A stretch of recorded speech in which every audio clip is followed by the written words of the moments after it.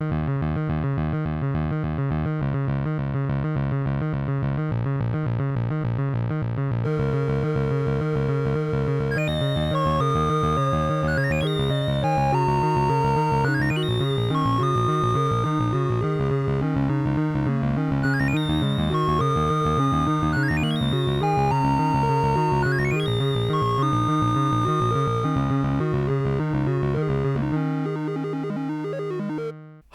and welcome to the Large and Unnecessary First Player Token podcast. My name is Chris. I'm Euan. I'm David. How you doing, boys? Good.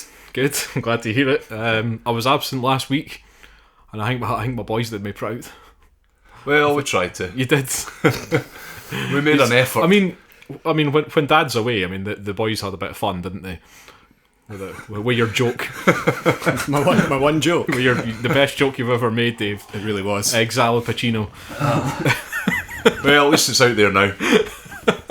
Doing the rounds. Well, it's good to know that I can go away for a holiday for a week and not come back to a trashed house and stuff lying everywhere. Yeah. It was good. I listened to that episode and enjoyed it immensely because I wasn't on it. It felt like entertainment rather than... it felt like I didn't have to work for it. It was like, oh well, this is like listening to a different podcast. Right, this is episode 82, which is now surprisingly going to be a board games episode. Rare board games episode. Yes, well, managing one a month now. Yeah, well, that was the plan. Oh, well. I think we have managed one a month at least. Mm-hmm. But I think it's only been 2 or 3 weeks since the last one, so we're doing well getting some board games in. But we have played a lot of board games. Yeah, they've accumulated. No, we've played 3 today already, and Dave, you've been dabbling with something as well. So yep. Yeah, we've got a few things to talk about. We'll see how much we get through in this episode. We might not get through them all. But first up, we're going to talk about a game called Feudum, which was a Kickstarter game that I backed. I can't remember how long ago it was now. Maybe a year ago, maybe a year and a half, something like that. And when I watched the video on the Kickstarter page, when I saw this was being advertised, I can't remember where, but possibly on Board Game Geek, something like that. And I saw a video and the rules explanation overview and stuff like that, which showed this game of different guilds, and there was like a little map, and you could get influence with the different guilds, and you could do different things depending on which guilds you had influence in. And I just thought, this game looks pretty cool. I was like, I'm going to go in and back this. And I did, and it arrived the other day there, and it came with all the Kickstarter things that you get. It's got all the 3 expansions, and it's the gold, the writing on the box is gold and shiny. All these little bits and pieces, metal coins, all of these things, just properly blinged out game. That's what your Kickstarter money goes towards. It is just pimping it up. Aye, that is what it is. And we might actually have a discussion about this kind of thing at some point, but because I've got strong feelings about it. But I do feel that a lot of it's unnecessary. Now, we brought this game out and we played it today, so the first time. Read through the rules and everything, and sat down and tried to play this game. I think all we can really say about it is, what the fuck? What is going on with this game? Is it fair to say we were defeated by this game? Is that what people say? I think we gave up on it halfway through. One of the people we're playing with had to go home, and we could have probably just continued playing it for review's sake. We could have just kept on playing through at the end of the game and just played a dummy player and stuff. But we just couldn't we were done with it. I don't think it would have got any more satisfying. No. Had we played any more rounds of it and gone to the end, because I think it would have felt hollow. Yeah. I'm kind of disappointed, and it's a Kickstarter game, and I did take a risk. You always do with Kickstarter games, unless they're like a reprint or from a solid company that but this one isn't. It's a first time effort, I think it might be. I haven't heard of this board game company. Sorry, this is it's designed by a guy called Mark Swanson. I'm not sure I've heard of Mark Swanson before as a game designer, and it's done by Odd Bird Games. Again, don't think I've heard of anything by them. But the design of this game is just... It just feels so all over the place and clunky, and there's nothing obvious about it. It's a kind of game I think. We're about to go in hard on this. I think it's fair to say. Right. Yeah, I think we've put this up the front for a very good reason. There's a lot to unpack. Yeah. Yeah, well, I think it would be accurate to say that by the time we finished playing this game, all four of us were quite angry. I think so. We were genuinely getting angry about various bits of this game that just we're like, why have they done that? Why have they put that in there? Because that's everything about this game. It is a case of why have they put that in there? I think was the thing. It's just like, so I mean, we should probably give a general overview. It's a really hard game to describe because there's that much stuff going on, and it all just feels like it's just been thrown in. I mean, it is a Euro game, though. It is a Euro game. It's very Euro, and it's kind of like I don't know. I mean, I've heard it described as like an economic game. Kinda. I mean, I don't know. It's a difficult one, but it's possible that it is. I don't think we probably haven't played it enough to discern its economic nature. That could well be in there. I mean, you can see where the economy elements of it are. They're there. But they're mixed in with the guilds and how the board works. Because I mean, one of the things you should explain it to kind of set the scene to some extent is like what you're presented with. Yeah. With this, so and one thing I'll say for this game is it does keep it quite compact. In terms of it's all on this one board. You're well, I think that's part of the problem. Well, maybe. I mean, essentially, you're presented with two things here on this board. You've got 6 guilds. Yep. And in the middle of the board, you have a map. And the two things don't really feel like they line up. Nah. In terms of usefulness towards each other. Oh, it's immediately a little bit unfamiliar. I would say, because you're looking at, you've got your 6 guilds and they've got pictures of people on them, and then all these little cubes or what have you, or cubes, counters, and a whole load of stuff written on them as well to denote victory points or just how they work. They're situated at opposite ends of the board. There's like 6 on one side and 6 on the other. Normally these would be on a separate floating like 3 and board. 3. Sorry, 3 on one side and 3 on the other. 3 on the other. And the only reason I mention that is because it is actually significant that there are 3 on one side and 3 on the other. It's one of the many little nuances of the game. And then you've got the map in the middle, which has all these little circles on it in a network, but quite a weird looking network. It doesn't look like a network at first glance. It just looks like art. It looks like a map, because it's very attractive. All of it is. But you look at it and you're like, well, I haven't seen this before. Yeah. But it's like you say, like when you're talking about all the sort of like nuances of the game, and like that's the problem, like because none of it seems to link up, or like in a what's the word I'm looking for, in a sort of intuitive fashion, I would say. Like not like you look at like a lot of board games are designed and they're kind of designed and redesigned so that it becomes intuitive to people that are playing it, but there's nothing about this game that feels intuitive at all. It's just a case of like, alright, so that stuff comes through there and goes there, but why is that? Like, and like, what happens when I do this? Okay, like, it tells me on the board there's a little victory point marker here or something, but there might be something else that I get on top of that, and you have to look in the rules for that. Like, if you don't memorize that rule, then you're not going to remember it, because the game does come with like little player boards that give you assistance about what you should do in each situation, but they don't tell you everything, which is strange, and it's bad. It's bad design to do that. There's not enough space. There's not enough space on the board, so it's almost like the worst way they could have done it. So there's a summary for each of the actions, because you take a bunch of actions every turn in this game, and it is just a summary. So you read it, but there's information missing from there. Important yes. So it's like, well, what's the point of the summary then? Yeah, because it doesn't summarize the rule in its entirety. It's badly done. And I mean, I feel like we really should try and make some effort to explain what this game does, because it's like we say, we've got the guilds, we've got the map. But at the start of the game, you've got like everybody's got these 3 things that look like dice, but they're actually just they're your workers, they're your pawns, as they call them, and they've got 6 faces on them. Each one represents a guild, and at the start of the game, you'll put one of these on the board next to a certain location, a very specific location that you can only pick at the start of the game, and you will put your cube facing up whichever guild you want, and then you'll get influence in that guild. Now, having influence in guilds means that you can do certain things with those guilds. Now, in order to do that, you've got action cards. And there's 11 action cards that each player gets, and that's already too many, if you're asking me, for like a game like this. And these action cards are things like move, or things like explore.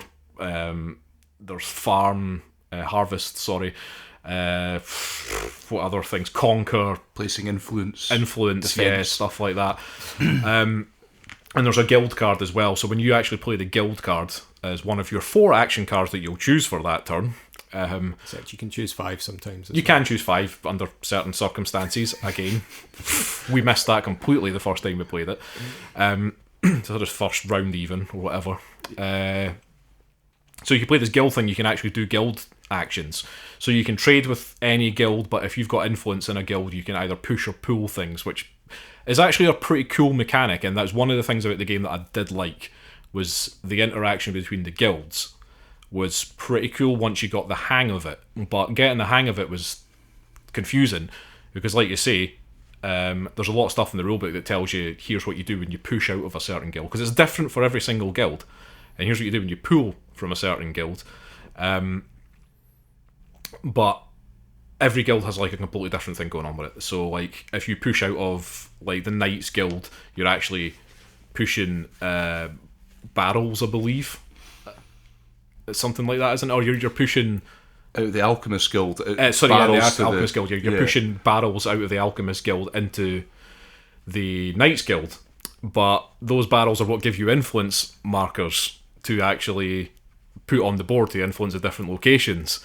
And already it's getting confusing, just me trying to explain this one guild thing that's going on. Because in the Alchemist Guild, there aren't actually any barrels there. You have to create the barrels out of the resources that are already in the Alchemist Guild. And these have come from the Merchants Guild, which is the guild before that in the push-pull chain. So if somebody pushes things out of the Merchants Guild into the Alchemist Guild, and then the Alchemist can create all these different things when you push out of that go into the Knights Guild. The Knights Guild pushes stuff. And I actually thought like that little push-pull mechanic was cool. Like I did actually enjoy that. See, I'm going to disagree with you there slightly in terms of maybe as it is, like the guilds are a cool idea, and taken on their own, but I don't think that push-pull mechanic made any sense. I don't think it did for this game though. I like the mechanic. As a mechanic, yeah, possibly, but it just felt so bizarre and so kind of like forced in every kind of situation. All right, and it just made no sense how you actually interacted with the guilds in any kind of meaningful way. So you had to have influence in a guild to get certain things, but if you had influence in another guild, you could pull things from another. The whole thing just becomes a mess. Well, they made it so complicated because on the surface of it, I think I can see what they were thinking, in that these guilds go around in a circle effectively, and they supply the ones that, like, they pull from the one that's to the left of them, and they supply the one that's to the right of them. But why do they do that? Well, why thematically do the guilds affect each other in that particular way? But remember, you've got like the farmers, and then they supply the market. Yeah. So, and then I'm not saying it all works, but can you see? Can you see the idea? Imagine you were to make sense with the farms. Imagine you were making your own game. Yeah, right. But the thing is, Euan, like, it's a board game, and you have to just kind of like let go of that whole thing. That, you know, because I mean, you're a man that's a fan of Euro games, and you're talking about thematic problems. But some of those games, like, for all like the silly stuff, there are things that make sense. And it's like, all right, I can see why that goes. It feeds into that and feeds into that and so on. This just didn't. I don't know. On the face of it, it just seemed. No. The Alchemist is creating crud, they get their supplies gives to the military to use. That's the barrels thing. But then, why those barrels then become influence markers? I mean, it could be militaristic influence, I suppose. Yeah. But that was the thing that kind of bothered me. It was just like, oh, the Alchemist is creating all this stuff for the military. That's pretty cool. But then that isn't actually used in part of your conquer actions or anything like that. It's just used the influence. All I'm saying is, like, the idea with the circle, sort of the idea that they supply, you know, and the knights support the nobility. Yeah, the nobility patronise the church, and somehow the church goes round to the farm again. I think the church and the farm are meant to be the sort of two charities that are linked together, because you can give them money, basically.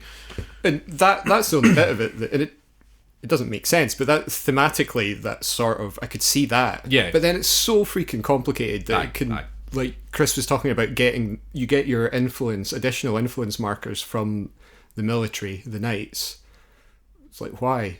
Well, you just do. But then they have to come from somewhere. So, but then the guilds themselves, because it feels like they created a system which was pretty simple to begin with, and they just went, okay, there's a problem with this. How do we fix it? Let's add another rule in, which is bad design if that's the way that they've done it, because it feels like they've gone, oh, we pull this stuff from here, but how does a player actually get encouraged to pull that stuff from there? Oh, we'll give them these points if they do this thing, but then that thing doesn't make any sense to what you're doing. So like when it comes to like creating the crud for the military, it's like you're filling up barrels, but you fill up certain amounts of barrels, but it doesn't matter how much crud you've made, you're still just filling up X amount of barrels depending on what the situation is with the barrels at that point. Yeah, that's another thing, like, because that didn't make any sense. You did that at one point, and you had to check up the rule book to see to see how many barrels were going. Like, it's not straightforward.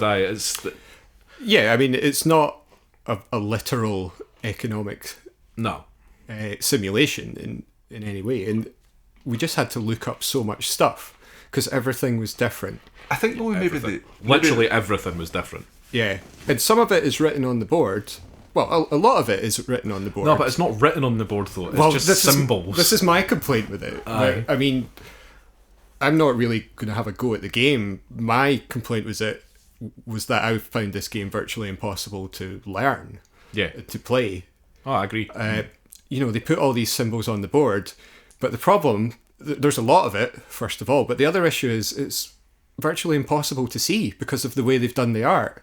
It's written in like white pale grey text on a brown background, these symbols. Yeah. I mean, I couldn't see them. I was sitting right next to them, I couldn't see them. And that applies to all of the board. Yeah. Like the network, when we haven't even talked about the map really, but the network on the map that connects these various cities together. Any other game, they would say, well, it's really important that people be able to visually parse that network when they look at it.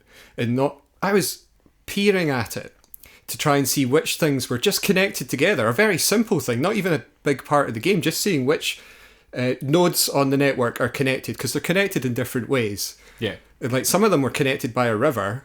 It's just a river drawn on the board. But the other things had special symbols, like you could fly. So are they like seagulls meant to be? Things, yeah. But they're tiny.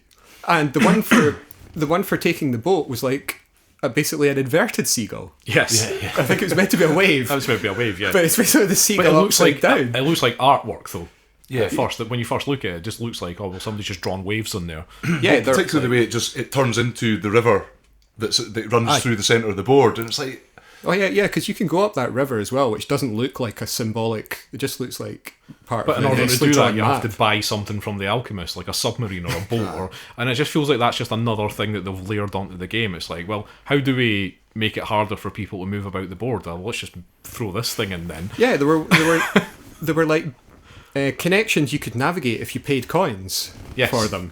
Written in tiny, tiny writing on the board that you wouldn't be able to see because it could easily be obscured by the counters anyway, so you have to move the counters about to see these things. There's little letters written next to some of the locations. And that was the thing. Tiny.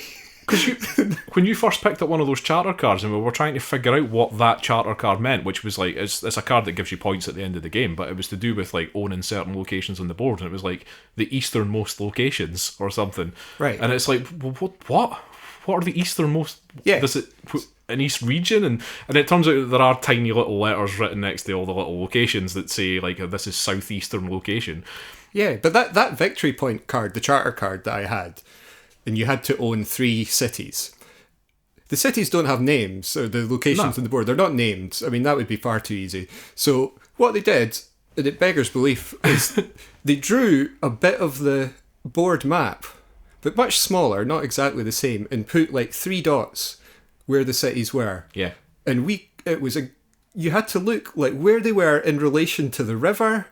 So this was on the card because it wasn't a copy of the map. It was a new drawing, but a section of what was meant to be on the board. Yeah, it made no sense. It's like you look at it and you go, well, I can kind of see where these cities are meant to be, but it could be that one or that one.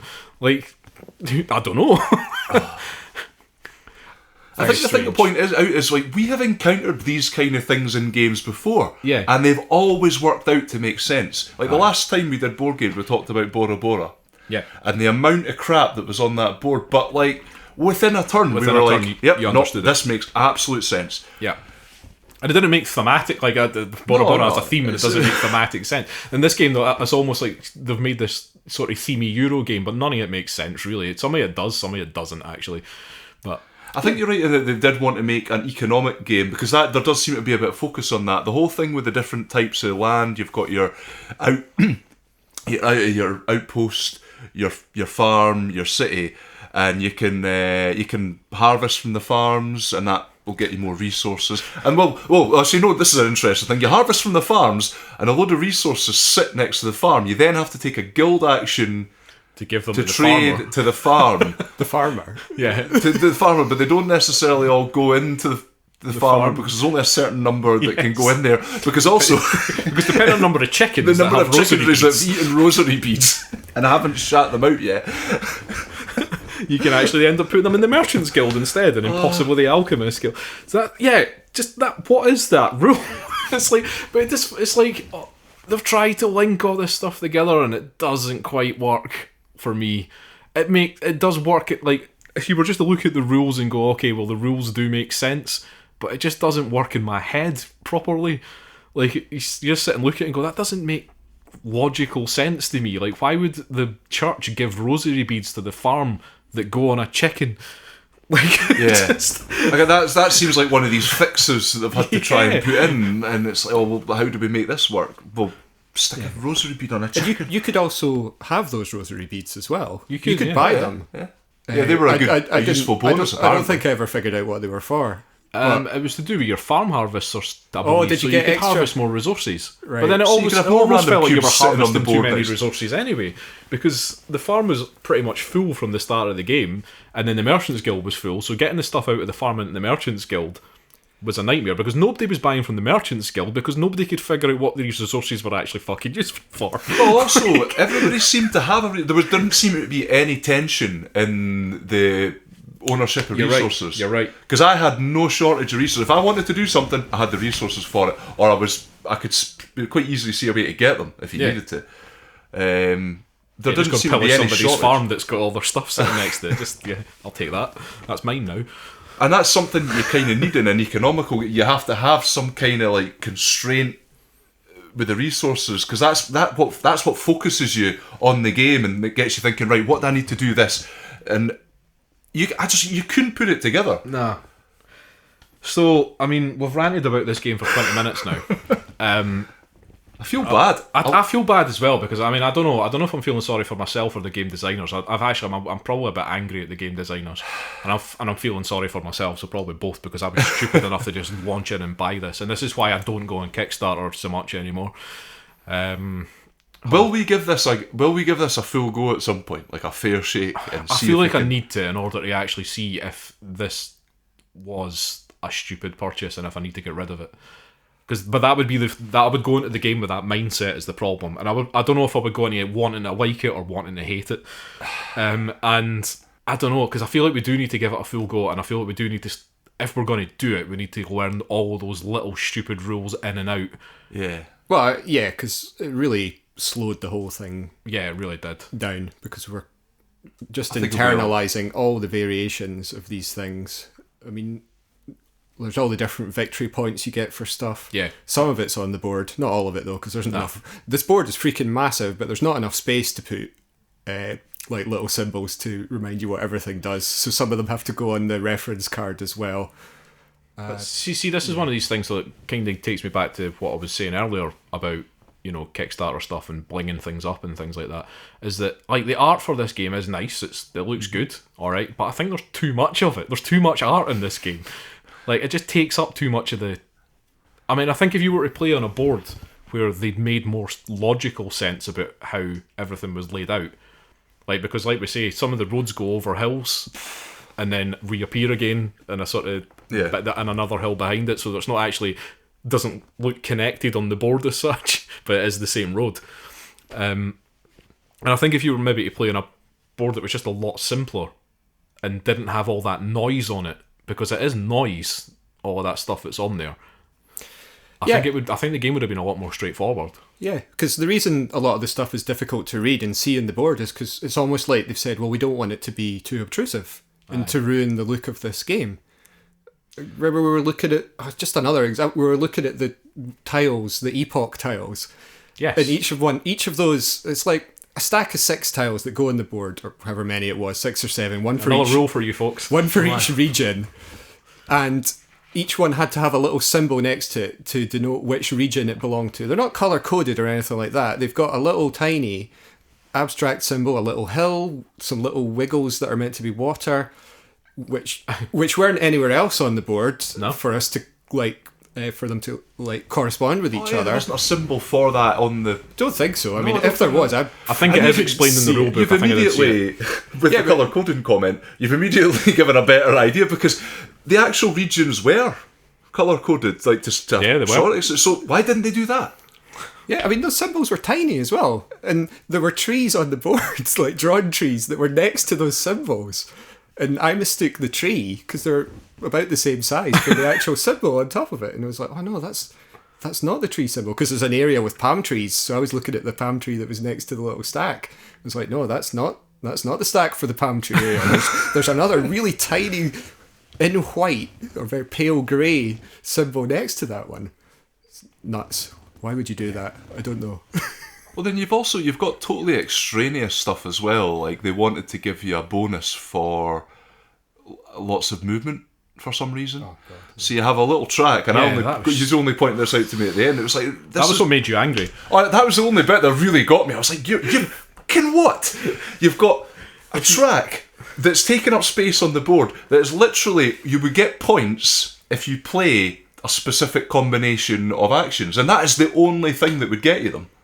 It was what, the epic journey thing. It was the epic journey, yeah, and it was only if you managed to successfully move twice in one turn using a repeat action card to repeat your move, which wasn't difficult to do. No, but it just felt like it was one of these. I looked at that, I'm like, why have they put that in there? Like, it just makes no sense to me. No, and normally in Euro games these things are contested. Yes, and I don't believe it is in this game. Like, everyone could go on an epic journey in this game if they wanted to and get the same amount of points each. Yeah, towards the end of the game, I realise I haven't yet played a repeat card on my move action, so I might as well do that. There was no competition, and they didn't feel, it wouldn't have felt like an accomplishment. Like a lot of them do, these kind of, if you do this kind of feat.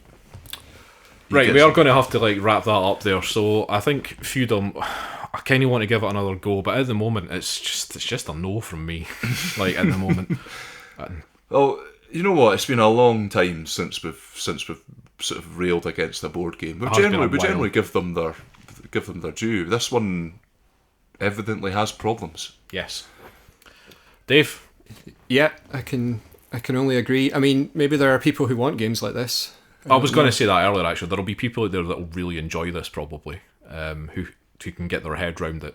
And judging by some of the comments I've read on Board Game Geek, those people do exist.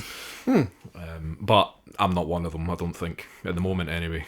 I think maybe we'd be in the right with this. We've played a wide variety of games, and we've been able to get around our head. Are we an authority now? I think so. I think we've played enough board games to basically be experts. Yeah, well, I mean, even if it's the case that if you are able to internalise all of the rules and you sit down and play it and get, you're like, this is actually a decent game, that doesn't change the things that we were talking about the visual design of the game and the fact that stuff is just all over the freaking place. It just doesn't need to be that way. Okay, well, that's Feudum. That came out this year, 2018, finally released, and I think I only got this 2-3 weeks ago through the post. So yeah, it's only just out, and I think it's only just hitting board game shops in the UK the past sort of 1 or 2 weeks or whatever. So yeah, that's Mark Sponson and Oddbird Games. Buyer beware. Right, let's move on to something we did enjoy and did play today, which is Photosynthesis. Yay! Which I picked up a couple of weeks ago, and it's been sitting waiting to be played, and as soon as I opened this game up and popped all the little bits out and made all the little trees that are in it, I was like, oh, this looks nice. This looks like a good game. So Photosynthesis is a game where you're basically... what are you as a player? You're basically just like a group of trees. You're a certain type of trees. Which they're just different colours of trees. It makes no difference what type of tree you are in this game when it comes to actual like gameplay. It's just your different trees, but they look different, and they're quite nice pieces. They're sort of like, they're done in that 3-dimensional style where you're slotting them into each other so that they stand up. And you're basically trying to gather light points through the game by, like, there's a giant sun which moves around the outside of the board, this hexagon shaped board. And as long as your trees are in the sunlight, you'll pick up light points, and you will use those light points to then spend. You'll spend your light points to get new trees, throw seeds out from the trees that you've got on the board to grow your trees even higher, and eventually, when your trees get even to the biggest size that they can get, remove them from the board and kill them, which is what gets you the points. Now, one of the things that's interesting about this is because it's a hexagon-shaped board and because the sun moves around it, every round the sun will move on to another corner of the hexagon. The shadows are cast by the trees, and the bigger the tree, the bigger a shadow it casts. So what you're actually doing in this game while you're playing it, the sort of gamey part of it, is making sure that your trees are in good positions that you're going to start growing them in, and getting your trees big so that they will put shadows on other people's trees. But you can also put your own trees in the shade, and that causes some problems. And that's generally the game, really. I mean, it's like I say, you're just racking up light points and seeing how you can spend them, and it's really about how wisely you spend them and how wisely you place your trees. And there's a lot of thinking turns ahead to say, well, when the sun gets round to the completely other side of the board, I need to have this tree at a certain size or it's going to be completely drowned out by these other trees or whatever. It's these kind of decisions that you make in this game. And I mean, compared to Feudum, it's the other end of the spectrum. It's like, it's so easy to understand this game, but it was thoroughly enjoyable to play, I thought. And I'm not just saying that because I won. But what do you think, Euan? No, I really enjoyed it as well. Yeah, it's one you could play over and over again, I think, as well. Yeah, definitely. It is, like you say, I mean, I was comparing it to what we played this afternoon. It's so focused in what it wants to be. It's a simple concept. And it's there's something quite satisfying about growing your trees and letting them, spreading them about the place, and kind of, even just the jostling and the competition for space and sunlight's like quite fun. I really enjoyed it. What I liked about it was the way the board sort of evolves as the game goes on, because I was kind of expecting when I first sort of read the rules and stuff, and I mean, I knew that you would put your big trees in and you would then lose them to score the points, but I didn't expect it to happen as quickly as it did. Like, the board was just constantly evolving. Like, I took a couple of pictures while we were playing this, and one was quite sort of early on in the game, and one was later on in the game, and the board looked totally different in both pictures. So it wasn't like the trees were just totally static things that were just sitting there like, oh, well, that's that tree growing, it's just going to stay there forever. No, they're just they're disappearing, there's new ones coming in, and yeah, the board was evolving, and I really enjoyed that part of the game. Just watching that happen. It's kind of like, sort of, I suppose, slightly casual as it feels. There's a lot of like decision making in it in terms of, your bigger trees earn you more light points. So it's like, do I leave this tree in for a few more turns, or do I score for it now? Because you're limited in how many big trees you can get out. It does this strange kind of life cycle thing with your player board where you kind of have to make space on your player board for the stuff that you're discarding from the game board that is then, it has to have somewhere for it to go back in. So you've got a lot of little decisions to make in terms of like, do I want to refill my board so it's going to be cheaper for me to because the more trees you have on your board, the cheaper the trees are. But also, if, for example, there's only space for 4 small trees, 3 mediums and 2 large, I believe, and 4 seeds on your player board. So if you've got your 4 small trees filled up and you grow a small tree to a medium tree, you're going to lose one of your small trees and it gets binned permanently. Yeah. So you might want to get one of your small trees out of your player board first to make space for the one that you're about to replace. And there's a lot of these little decisions in the game, and they're not like complex decisions or anything that's going to totally burn your brain or anything like that. But at the same time, they're not like just totally straightforward. It's not a game where there's an obvious route to take, as far as I can see. Like, because you don't know what other players are going to do. You can only guess. You can only say, well, I think he will probably grow that tree, either because he wants to, eventually get rid of it, score points for it, or because he wants to put somebody else's trees in the shade and score lots more points for himself in terms of the light points. So, like, you can only guess what decisions people are going to make with that, and just do the best thing that you can with that situation. And that's what I liked about it. It was more, you could plan turns ahead, but you could get to that point and then realise that the board has changed, and that's not the situation you're in anymore. Yeah, there's definitely an element of chaos in it as well. Yeah. Just like you're saying. Which is good, because otherwise people would sit down and plan for ages. Solve it. Yeah. And there's not really a lot of point of doing that in this game. You just do the best that you can. And it's fun. Funny things happen. It's great when you block your own trees by accident. Yes, it is quite funny, aye. Also, another, I mean, you could kind of play it to be as nasty as you can and try and, but I don't think that even itself would work. You'd be trying to sort of base it on what other people are doing. It just, your kind of game, I think, would fall apart at some point. Yeah, I mean, because it's difficult to be nasty to other players. You can in the short term, but you can't, because you don't know what other people are going to do, and they can mess with your plans unintentionally just by doing their own wee game. And then, your plan to like screw someone else over isn't going to come to fruition because they've just screwed you. Yeah, that tree's in the shade that you were going to use now. So you have to be a wee bit flexible. There's some interesting little aspects to it. The scoring chips have numbers on them when you cash in your big trees, and they're in order, and you get the bigger numbers first. So there's an incentive to do it early, to do it earlier than other players, which is good. I think the game wouldn't work without that. And also, there was the different soil quality.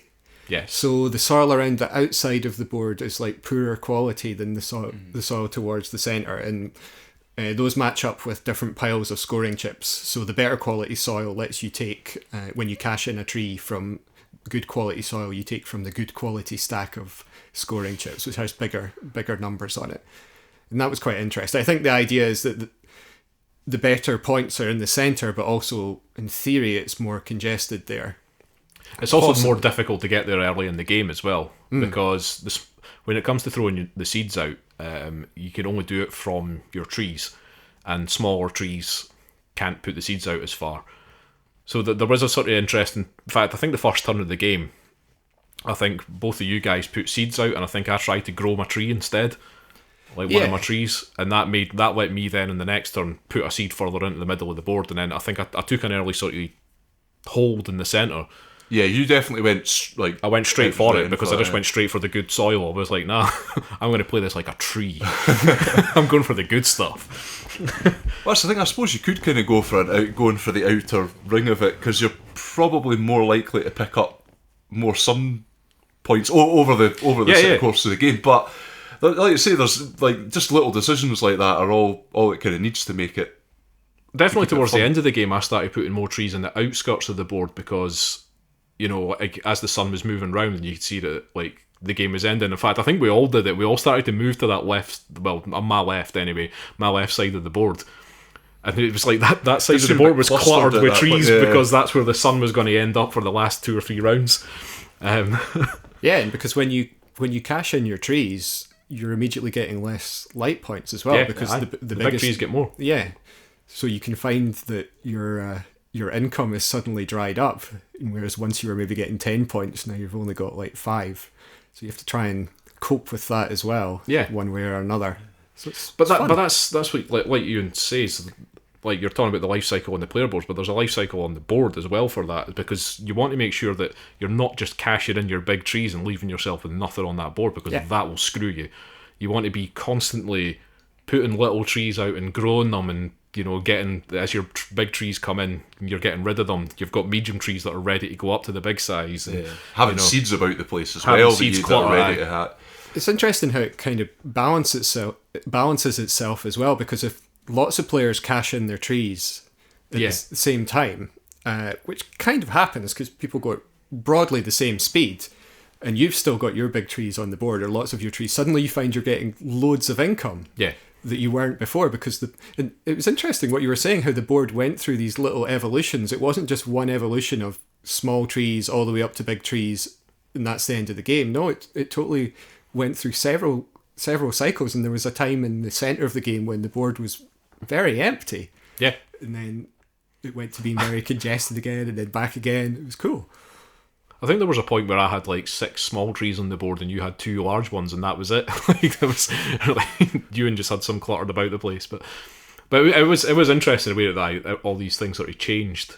I think it's a really like elegant design. I think. I mean, it's just really well done, and it's not, like I say, it's not a difficult game to learn at all. It's really straightforward. Great family game. Everyone can play this. And it's a lot of fun. Yeah, I look forward to playing it with 4 people. I think that's going to be absolute madness.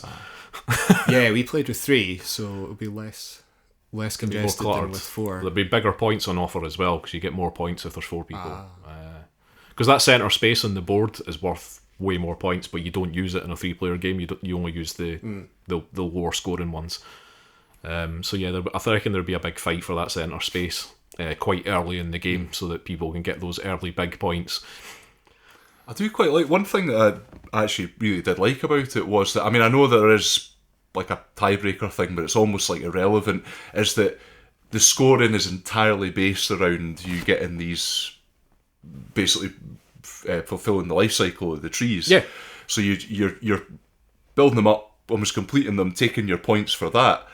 So there's not this kind of like sort of back and forth. Oh, what's happening with this resource? Something like that. It's just like, just get the trees, get them out, get them growing, and then get them out of there. Yeah, score for them and move on. And like that, there's something quite nice about that. Yeah, and the game totally encourages you to do it. It's like Dave says, because the high points are the ones that come out first. Yeah, the game totally encourages you to just get rid of those big trees and keep moving. But there is still that sort of tactical element of, there was a couple of times where I thought about removing a big tree and I thought, no, I'm going to leave it there for a couple of rounds, because 1, it's going to get me more light points, but 2, it's going to completely block you guys from getting up more light points, because it's putting your trees in shade for the next couple of rounds. So yeah, Photosynthesis is a really, really good game, actually. Having only played it once, I would definitely go back and play this again. And it's going to take a place on my shelf, I think. I'm generally considering getting a copy for Christmas. Last year? So I don't have to play Trivial Pursuit or anything like that. Oh yeah. It comes around. Oh, you can borrow mine. Oh well, we'll see. Well, I was going to buy this game at Christmas time this year, but sadly it was a little bit tricky to get a hold of, not impossible, so I kind of gave up. So I'm glad Chris has bought it. Now I don't have to. Oh well, you're going to have to buy Azul though. Oh, yeah, well. Whenever they reprint it in a couple of years' time. Okay, right, so that's Photosynthesis. That came out last year, 2017. It is designed by Hjalmar Hack, as by Blue Orange Games. Right, Dave. Hello. You've played something that we haven't. Tell us about it. I have been playing Seventh Continent. And now, Seventh Continent is another Kickstarter game that I just received a few weeks ago now, I think. And it's a reprint that I've got. It's been one of the biggest funded Kickstarter games that there's ever been. Number 3, I think. $7 million. Something along that line. That's quite a lot of money. It is a lot of money for a game that has no figures in it. Okay. Yeah, it's only beaten by Kingdom Death Monster, which is a very expensive miniatures game, and Exploding Kittens, which is a game for idiots, I think. Is that still the highest? Oh, so many people bought it. So many cretins exist in the world. 200,000 people or something bought that game. They targeted the Cards Against Humanity crowd. Oh, right, yeah. Fair enough. So even though that was a very cheap game, it somehow managed to raise more than $7 million, which is... Makes you want to kill yourself. So... yeah, there's been a fair bit of hype about this game, so I thought I would check it out for myself and see what the deal was. It's reviewed pretty well, I would say, across the board. It's going to be a tricky game to describe, because it's not quite like anything I've ever played before, and slightly it slightly defies description. It's a much better watch a video and you'll get it straight away. It's really obvious. But I'll do my best. It's a sort of adventure game. The feel of it is somewhat similar to games like Mansions of Madness. The sort of overall feel in that you're on some kind of adventure and there's a narrative type aspect to it. There is flavor text and such to read out in this game and so on. And you're trying to solve a story mystery, or they're called curses in the case of Seventh Continent. It's set in that sort of pulpy, adventure-y type genre, like in Indiana Jones or, Howard Carnarvon exploring the tombs in Egypt, that kind of thing. We're all Tintin. Yes, Tintin, exactly. Just like that. Nice. So we're all adventurers in this game and we're off to solve this curse. Supposedly you've been cursed. You wake up in your room having returned from your previous expedition. You've had terrible nightmares. And so you have to go off and resolve this curse. And the curses are scenarios in this game, I should say. That's all they are. And there's a bunch to choose from in the box set. I'll try and describe what you see, because it's probably the best way to do it. So when you look at the start of this game, you've got 3 card trays, and they are full of cards. It's like 900 or something little square cards it comes with, something along those lines. There are little figurines, tiny little figures. They're just counters to mark your place on the continent on the map. There are some dice, but you don't roll them. They're just for marking durability on your items. That's it, as far as I can remember. So you've got all these cards, and they're in the tray because they're quite spoilery, so this kind of hides them, because even both sides of them can have information you shouldn't see ahead of time. You've got a whole ton of green cards. They're called adventure cards, I think. I may get this wrong with the terminology, but I think they're called the adventure cards, and they have 3-digit numbers on the back of them, and they're indexed in the boxes with index cards. You've got these blue cards, which are called action cards, and these are what you use to drive the game. And when you're starting the game, there's like a bunch, 35 or something common action cards, and then for every character, you choose your character at the beginning, so you get a little card for your character as well with a picture of you on it, and a little story, your little bit of backstory. And each character has 5 character-specific actions, so they're blue-backed cards for that character. They get shuffled in with the common cards, and they form the action deck. And that's kind of be your sort of life or timer through the game. Right, yeah. You use these to play the game, and when it runs out, there's a kind of mechanic for ending the game. So you've got that sitting there, stacked up quite high. And then you've also got, in the trays, the exploration cards, and these have a foggy back on them. And they don't have numbers on them. They don't have the 3-digit number. They've got Roman numerals, and they're indexed as well. So there's 1s and 2s, and so you've also got your satchel and journal, which is a little. In the one I have, it's a little card. Although the latest Kickstarter, I haven't got all of it yet. Some of it's coming later. All so right. an actual little leather type pouch, I believe, that you can put cards in is coming. Oh, that's nice. But in the base game, it's just a little card with a picture of a satchel in it. And kind of like common cards go under that. So you choose your scenario, your curse, that's sitting in your satchel and journal. So that's in front of you. And that's how you start the game. You take the curse card and you read it. You read the little bit of story, and then you flip it over, and it tells you what to do next. Now, I haven't seen all of them because, I've not looked at these things. I'm trying to look at it as little as possible because discovery is a big part of the game. So, but the one I did play, and I'll sort of spoil it a little bit, but it's called The Crystal's Song, and it tells you how to set up the game, and it gives you a choice of 3 of the adventure cards with the numbers. It gives you 3 numbers to choose from, and it tells you to take one of those, flip it over, and it's what they call a terrain card, these 3 cards, and so you put that down on the table in front of you and put your little figures on it. Okay, so you look at this terrain card. It's not just like, this is a grassy bit of terrain, this is a desert. It's an actual drawn piece of a map. It's a tile of the continent. And this is the first amazing thing you discover, is that it's called the Seventh Continent. It is an actual huge map. Oh. It's freaking immense. Like, I guess about maybe half of the greenback cards have terrain tiles, maybe. I don't know, something like that. So you look at it, it's drawn, but what's on this is important as well. hopefully I'll remember to mention this. Well, I'll mention it now. One of the other things that comes with the game is a little Fresnel lens magnifier. All right. That is to help you examine the cards, the terrain cards and certain other cards as well, because some of them have hidden 3-digit numbers on them. And if you find them, you take the appropriate card from the box and do what it says on it. So that's why what's on them is important. You have to look at everything and read it all very carefully as well. So you put your terrain card down and you put your characters on it. And most terrain cards have little orange arrows on them in the sort of cardinal directions, north, east, south and west. They won't necessarily have all the directions. Wherever you see one of these orange arrows, you put down an exploration card. Okay, so that's how you start. That's us set up now. And you're like, well, what do I do in this game? How do we go? And the way this game works is through taking actions.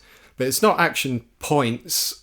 It's not like you can move or fight or so on. No. Actions can be anywhere in the game, and they're represented by a little white square with an icon on it that represents the type of action it could be. So there is a movement action, but there's also investigate, look at, decode, water travel. I should have brought the card. There are so many. There's loads of them. And they can be on the terrain tile, and they're on the back of the exploration tiles. Each of the exploration tiles that's sitting next to the terrain tile has an explore action on it. So that's one of the first things you could do. You'd be like, well, we'll do that explore action. But they're all over the place. They're on the cards in your hand. There might be one in the curse card. It came with a discard tray, right, for putting the discard tiles in. It's like an optional thing that they added in. There's an action, depending on how you set it up, because it could be set up 2 different ways, there's an action on that as well that you can take under certain circumstances. So you have to look about. But normally what you're going to do, probably, for your first turn, you might choose to explore one of the exploration cards. So you're like, right, I'm going to take this action. How does that work? What you do, you nominate a lead player. You can play this solo, but you can play with up to four players. So you nominate a lead player, and other players might decide to help you with the action. So you determine that, whether you're doing it alone or whether you're doing it as a group. And then you look at the test for the action. This is a slightly fiddly bit to explain. Every action you take has a test, and the way you resolve the tests is by drawing cards from the action deck. Remember the one with the blue backed cards that's your life? So every test will have a number of cards that you can draw and a number of successes. When you flip over the action cards, in addition to what's on them, they have some stuff on them. They can be items or special abilities, let's say, but they also have little stars on them. Okay, and these represent successes, and they can have 1 or 2 or 3. They can also have half stars. They can have a left half or a right half. Okay. There are also 7s on them as well. You need to get enough stars, and you can join the halves together as long as they match to make whole stars if you're drawing multiple cards to pass however many successes you need for the test. That's the basis of it. Right. I'll probably not explain any more than that. There is more you can do, but that's basically how you do it. So some tests will have, you need loads of successes, and you can draw some tests make you draw loads of cards, and there's ways to modify these. Let's put it at that. So there are ways to make it easier to pass them, and there are ways to make it easier. You might want to draw fewer cards because the cards are your life. So you want to pass, but you don't want to draw as many cards. Right. Okay? Aye. But basically that's what you do. You do the test. So you flip your cards out and you're like, determine whether you've passed or failed. Before you do that, you get to take, this is how you get the items, you get to take one of the cards from the test. Right. One of them, and it goes into the hand of any of the players who's involved.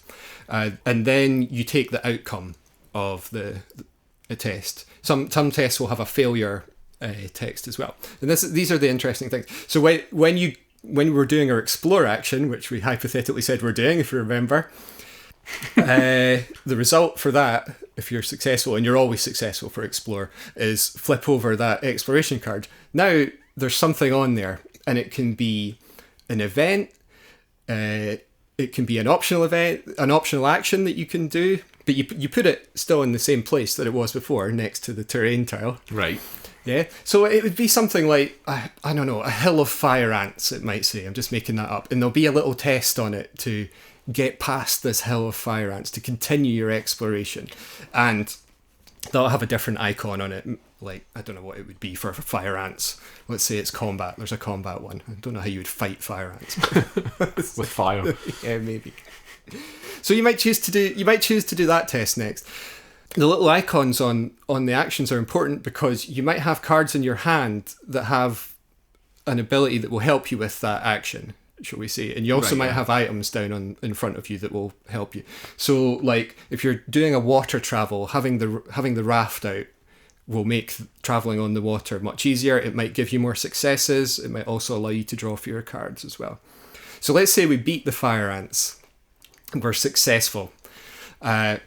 What you do then is you remove that card, and it'll, on the terrain card, there'll be a 3-digit number for the expiration. So you take that 3-digit card from the box and you flip it over and see what it says. It might be another terrain card, in which case you put it down. It tiles perfectly with so they go together. And so you've explored part of the map, and you put the new terrain card, you'd put some exploration cards around it if it had any of the arrows. It might be something else, like they like cliffs. For some reason, it might be a massive cliff, so that it's like called a permanent event. So that goes next to the terrain card that spawned it, and that'll probably have an action on it for you to climb the cliff, and there'll be a result on that. But you don't know what the result of that's going to be because it's usually drawing a card. Right.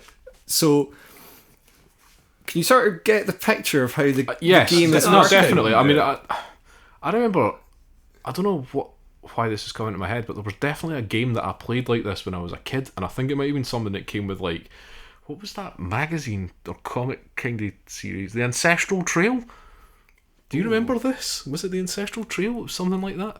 And they made a game that came with this. That it was one of these things that was like, you know, these magazines you get that are like, they come out fortnightly and you collect the whole set and you can build a fucking spaceship or something. It was like one of those things, but it was just a collection of, it was a story, like a fantasy story thing.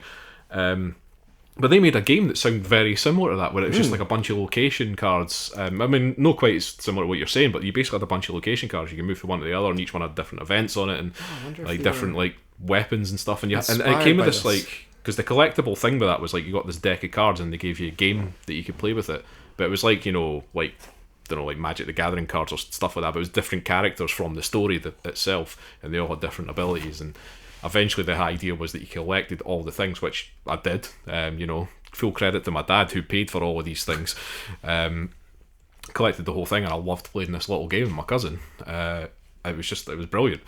But I mean, what you're talking about, because it really sounds almost like, I don't know, like Robinson Crusoe and time stories and that kind of, like if they sort of combined these games together and got... Yeah, I mean, yeah. It's like somebody's gone mad and made this game. I was tempted to mention Robinson Crusoe, but Robinson Crusoe has the whole survive. Yeah, it's a different thing, but it's got it's the feeling rather. Well, that's in the game. Yes, the feel of it is there because you do have to survive in a sense, but you don't have health. You've just got your deck of cards, and you can get injured, and that's hilarious quite often when you fail things. Like if you fail the fire ants, you might become injured, and there's different types of injuries.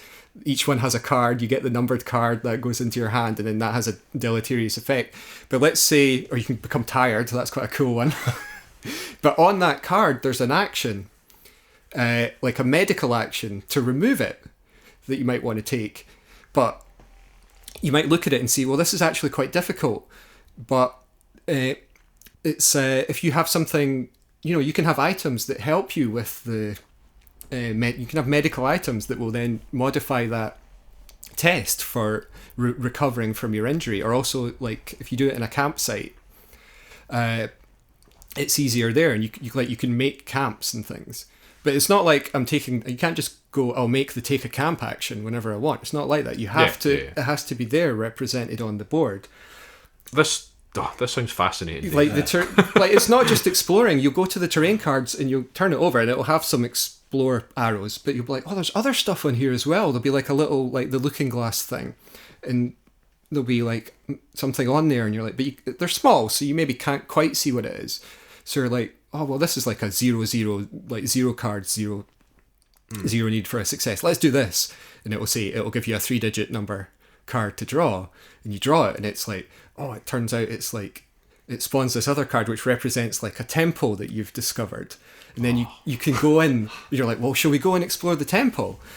And you look at the temple and you see, oh well, it's quite interesting because the results for this you get a different result if you've got a certain item. So you draw a different card if you've got like the torch. I'm making this up. And I'm possibly not doing it, but doing it justice. I get the feeling that you're going for there, though, and it's But the thing is, right, you're doing all this stuff and you're like, yeah, aren't we supposed to be solving this curse? And you might not know exactly how to solve it because it's not always that clear. Part of it might be discovering, because the curse has its own specific cards and rules that will be drawn into it. But it is very tempting just to explore. So you're not setting out with the curse thing to be like, okay, we have to do a certain set of actions and then we're done. Well, it varies. Right. It can be anything, though. This is a very, very flexible system, the way they've done it. Cool. Because they can put new rules and just little nuances. So the crystal one, eventually, after reading it several times, I was like, well, it is written there. It's like, there was like certain crystal exploration cards that you put out, and you have to go through all of them, and then it's like draw another card. But I don't know what happens when you do that. But the thing I love about it is that you're doing these scenarios, but at the same time, you're exploring this continent. Yes. And the knowledge you gain from exploring the continent carries over. It's persistent because the map tiles join together in a certain way. So if you return to somewhere that you've been before, you'll be like, well, we've been here. I remember what happens in there. That's where the temple was. And you're like, can you remember what we got? They give you, you can either download to print out, or you can purchase through the Kickstarter a little pad with special sheets of paper for making a map. Oh, nice. And I couldn't see when I ordered this, and I couldn't understand what it was for. I looked at it when I got it, and I was like, and I read the rules, and I was like, I don't understand. Why would I need to draw a map? Now I get it. It's just for making notes for places that you've been, because it's not expected that you will pass the scenario on the first time, especially if you just get totally sidetracked. But you could do that if you wanted to. Which you would. Well, it's so tempting. I would as well. It's really tight, but you keep finding these things and you're like, well, I want to know what's over there. And like often a lot of them are free, but then you do it and then you're like, oh, well, actually we ended up spending a ton of life cards to do this. That's the gist of it. I've probably played about 6 hours of it. What, really? Yeah. Just solo? No, I played with my girlfriend a little bit. No, I was going to say, because like, I almost feel like this could be one of these things that could get my girlfriend into gaming.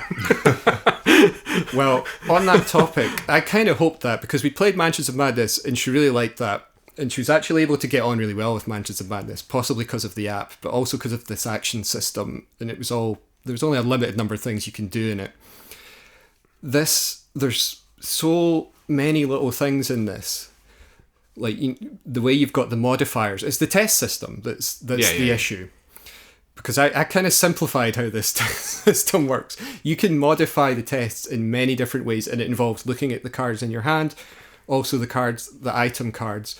Items have to be crafted. Like they start as cards in your hand, but you can't use them. You have to craft them. That's an action at the top of the card to craft it, and it relies on resources. If there's resources on the tile that you're on, it brings the difficulty down a bit. You draw fewer cards. That's just a little bit too much for my girlfriend. Right. I think. Okay. So really, it's me. I'm going like, oh yeah, well look, you've got that, and look, you've got this as well, and we could do this. In the end, it ends up that I'm doing too much of it, and it's probably not quite. She does really enjoy playing it, but yeah, I mean, we'll try it again, but I'm not sure how much she'll want to play it in the future. Okay, cool. Why do I not own this game, Euan? Don't know. I'm going to bring this over and we have to play it. But I really want to play it. I've So not do played that. it. It sounds like a lot Bring it of fun. over, I've not please. played a game like this before, and It sounds amazing. it's definitely. I mean, I haven't played it enough. Even though I said I've played it 6 hours, it's not really enough to say this is like one of the best games ever. But I can see why it's been so critically acclaimed on the sort of internet board game geeky type world. And it's, like I say, it's amazing because no miniatures. Yeah. So for that alone, it's like... Well, there you go, eh? Sometimes you don't need all that crap. All the cards. Right, anyway, we're going to have to wrap up there. So that's Seventh Continent. Yep. It came out last year, 2017. Yeah, it's by Serious Pulp. Serious Pulp. And by Ludovic, Rudy, and Bruno Sauter. Yeah, it's a French company. I note that in the dedication, Steve Jackson and Ian Livingston Good stuff. Get a credit. The Choose Your Adventure of Fighting Fantasy. Fighting Fantasy, that's the one. Fancy Choose Your Own Adventure books. God, I used to go through those from the library when I was a kid, and they were nails. Apparently Charlie Higson's writing a new one. I wouldn't have put that past him. Anyway, right, let's wrap this up. So, we'll give out all our internet stuff. If you want to email us, our email address is firstplayertoken@gmail.com. That's FIRST. You can find us on Facebook, Twitter, SoundCloud, iTunes, YouTube. We have a PSN community. Those are all, search for First Player Token or the larger unnecessary First Player Token, you'll find us. The Twitter is @1ST Player Token. Which is Once Player Token. Once Player For Token. reference there. Yeah. For myself, I might have to listen to that. Yeah, well, Pawel did it fine last week, so... Even though I was here. Yeah, no. I suppose the duty falls to him when I'm. But you were doing my bit. I'm bumped up to host. Yeah. What was Dave bumped up to? Nothing. Pawel. Was I doing Pawel? You were Pawel last week. Right, anyway, our Discord is discord.me/firstplayertoken. My Twitch username is Unnecessary Chris. I am playing a lot of Battle Royale at the moment. And I won 2 games last night. I was quite proud of myself. This will be the second time I've heard about this. I thought maybe the third, actually. 2 games, though, so... You've moved on from hiding in the bogs, so... That's true, I've moved on from hiding in toilets. I'm actually winning games now. We are planning on setting up a Twitch for the podcast, so it's not just my channel that we're going to be talking about, so we're probably going to try and get our board game streaming back. And possibly use it as a video game streaming platform as well, so look out for that and we'll keep you updated. And we are part of the Podnose Network, UK's leading entertainment podcast network. Any news, Euan? No, still just the leading entertainment podcast network. Oh, thanks very much. And we're on there. We are on there. And on many podcasts. Check them out, guys. Yep, so that's podnose.com if you want to go and check that out. And that's been episode 82. So that's our monthly quota for board games episodes done now, I think. We'll try and get another one out in a 2 or 3 weeks' time, because we've played more stuff, so we have. Well, and I think Pawel's got stuff he wants to talk about as well, so I'm sure it won't be too long before we get another one out to you. But next week's episode will be a video games episode. We will be talking about Dune on the Retro Games Book Club next week, so look forward to that and get your thoughts in on that game if you've played it. That's the original Dune game from back in the early 90s. Was it early 90s that came out? Wasn't it? Like 92 or something. Yeah, something like that. So yeah, get your thoughts in on that if you want. Just send it to your email or on our social media, whatever platform you like. So we'll be back next week with episode 83. But until then, thanks for listening. Bye. Bye. Bye.